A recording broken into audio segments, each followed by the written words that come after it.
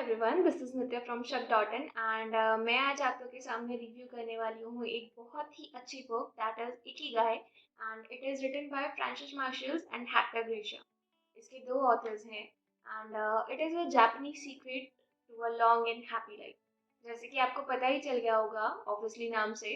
मैं आपको सबसे पहले इकिगाई का मतलब बताती हूँ। आपने सुना होगा Ikigai, Ikigai live by Ikigai, but आपको एक्चुअल मीनिंग मालूम है इकिगाई का? So, ikigai refers to definition or purpose of your life. कि आप अपनी लाइफ क्यों जी रहे हैं and what is the sole reason of your living. So, according to the authors, there are four components जो आपकी लाइफ की साइकिल को पूरा करते हैं। मैं आपको वो components बताती हूँ। सबसे पहला component is what you love. आप किस चीज़ से या किस चीज़ को प्यार करते हैं। Second is what the world needs from you.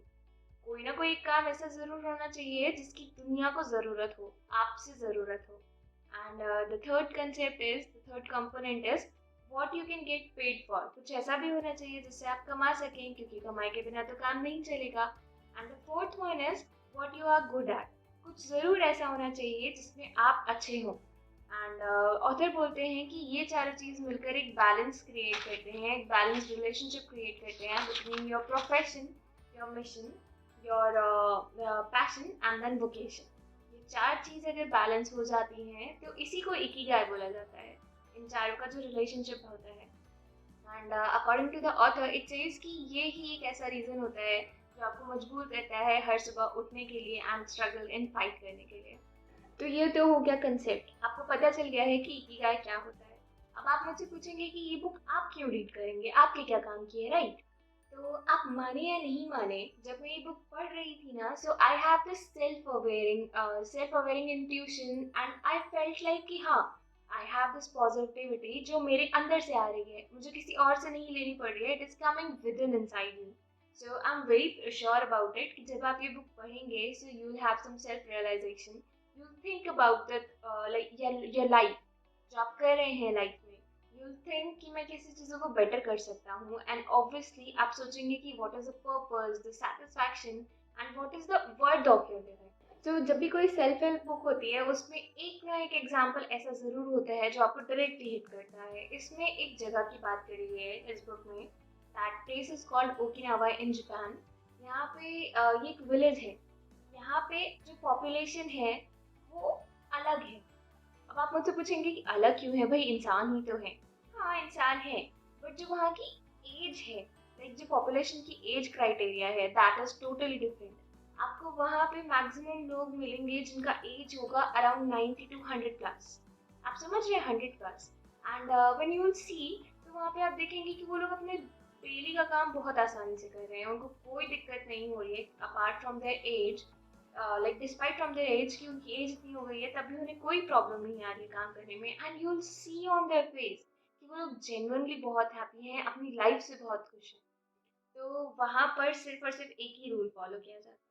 वहाँ का सिर्फ एक उसूल है कि आपको अगर जीना है तो you live by Ikigai only. ऐसा बताया जाता है कि ओकिनावा में जो वहाँ की ट्राइब है उनको ओगिनीज बोला जाता है।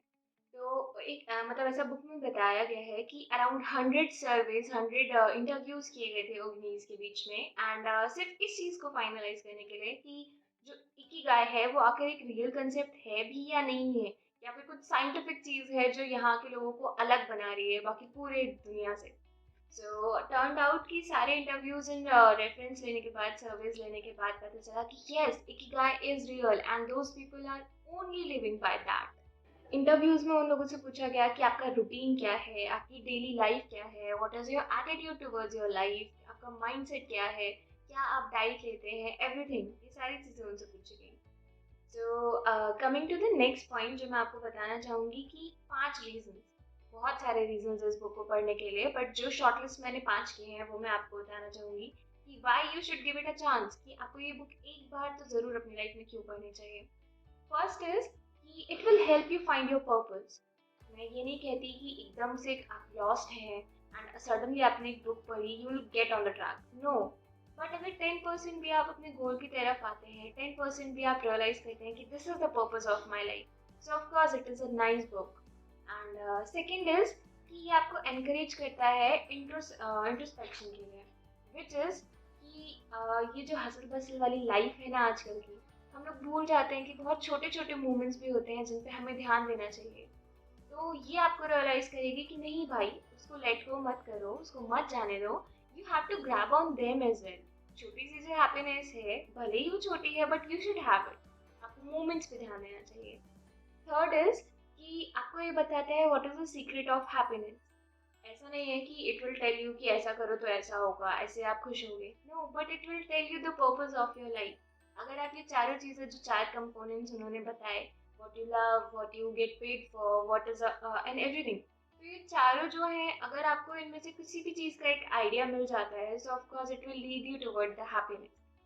एंड फोर्थ की मैं आपको कुछ बात बताना चाहूंगी, कि it gives you an intuitive approach to health. अब ओकिनावा के लोगों से पूछा गया कि भाई आप लोग इतने हेल्दी हैं, आप लोग फिजिकली फिट हैं, मेंटली तो फिट हैं ही, बट फिजिकली भी फिट हैं। So what is the reason behind that, कि आप लोग क्या एक्टिविटी करते हो? सो दे सिंपली टोल्ड कि ना तो हम अपनी कैलोरीज काउंट करते, ना ही हम कोई सप्लीमेंट लेते, और ना ही हम लोग ऐसा करते कि कोई बहुत ज़्यादा डाइट करें या डेली रनिंग करें। No, but we indulge them, we age in Okinawa के जो लोग थे वो अपने आप को इंडल्ज करते हैं फन एक्टिविटीज में।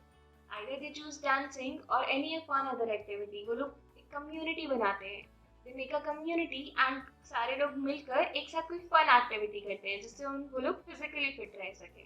जो लास्ट रीज़न मैं आपको बताना चाहूँगी कि इस बुक को आपको क्यों पढ़ना चाहिए, दैट रीज़न इज़ कि ये आपको आपकी पॉजिटिविटी रिगेन करने में हेल्प करेगा।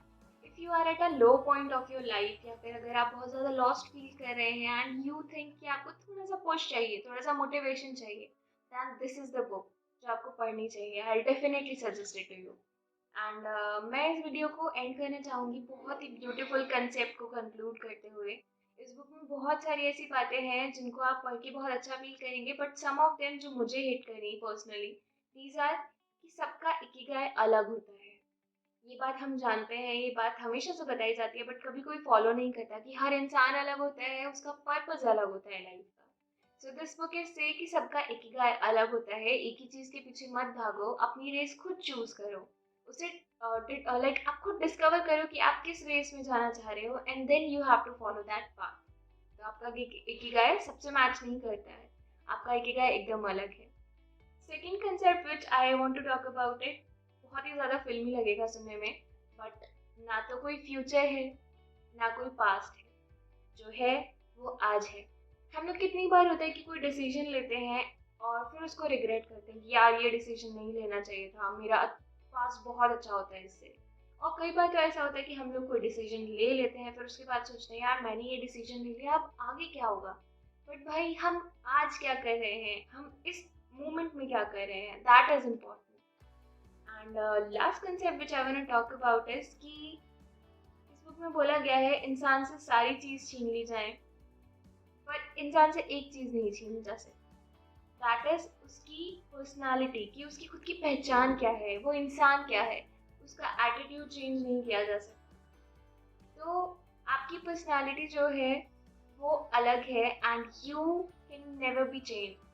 आप पॉजिटिवली चेंज हो सकते हैं ऑब्वियसली, ये मत कहिएगा कि मैं क्या कंट्रोवर्शियल बातें कर रही हूँ, बट आई वांट टू से इज कि आपसे सारी चीज़ें छीनी जा सकती है, बट आपसे ये नहीं छीना जा सकता जो आप खुद हैं।